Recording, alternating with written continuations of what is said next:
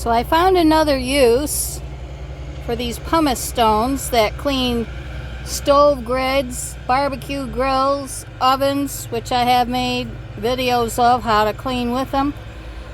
I have an old tool here. Well, it's not mine, but I'm going to clean it up. And you just rub the stone against the rust. And you see it's coming off.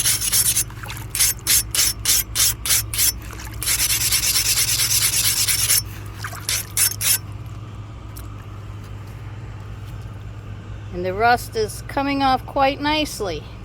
I'm also sharpening them, and then after I will oil them, all these tools here. So get yourself a pumice stone. I get them online from Amazon. I'll leave the link in the more box. They get rid of the rust on pruners, hedge clippers, whatever you have, shovels, pick, axes. These are great to have.